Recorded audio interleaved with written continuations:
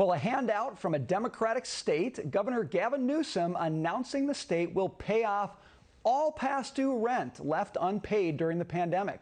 The news coming just days before the state and federal moratorium on evictions is set to expire. Here now, long-suffering Vikings fan Scott Martin of Kingsview Asset Wealth Management. He's also a Fox Business contributor. Scott, so good to see you.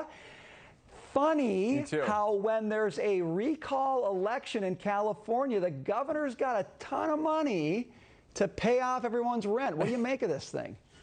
Yeah, the government wants to help, right? We don't want to buy votes or anything or sway a voter that may be on the fence as far as recalling old Gavin Newsom, but we actually want to try to help here.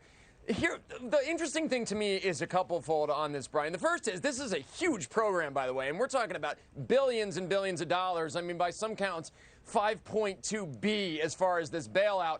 And also the fact, too, that you have a lot of these folks that have not paid their rent in many, many months. In fact, you go all the way back to early 2020. And so you've got a lot of folks that, as far as landlords, you need to make whole here. And a lot of folks still that even so, with, say, 10 million jobs open in the country, and a lot of those in California available for the taking, a lot of these folks are still saying they can't find work, and that's why they can't pay the rent. So it's just an interesting take to say, hey, here's the money, we're going to pay you off, make you whole, wipe the slate clean, but you still can't find a job, you can't go out and make the money, even though, as we know, with the economy reopening, things are out there for the taking. Yeah, you can't square that. You just can't square it, and it's a lot of money. As you said, we're talking about a B behind that 5. Got to ask you about this one. Kids costing parents more financially. In fact, 31% of parents say they think they're supporting their children more now than they did before COVID-19. That's according to a new study from Bank of America. Scott, you throwing more money at your kids these days? What's going on with this?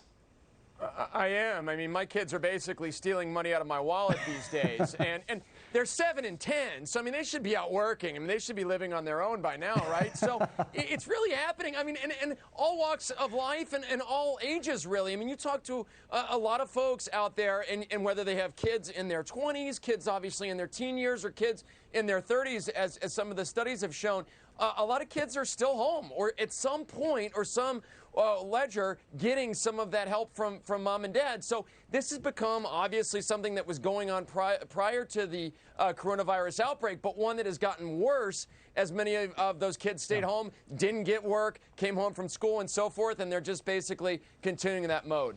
All right, Scott, the requisite question of the day on Bitcoin plunging below 30K, bouncing back just a little bit. Really quickly, how do you read it, especially with this whole issue of China ramping up pressure?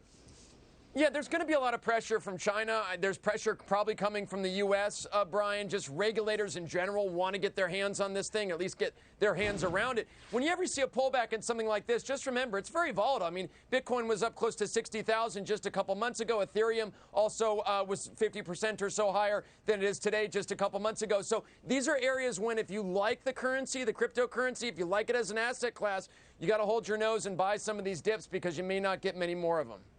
Scott, you can put your money in crypto, or you can put it in a great suit and tie combination like you're bringing to us today. It's the best Viking colors I got, man. You got it. You got it. You nailed it. Scott Martin, as always, thank you, sir. So good to see you. See ya. Well, no longer.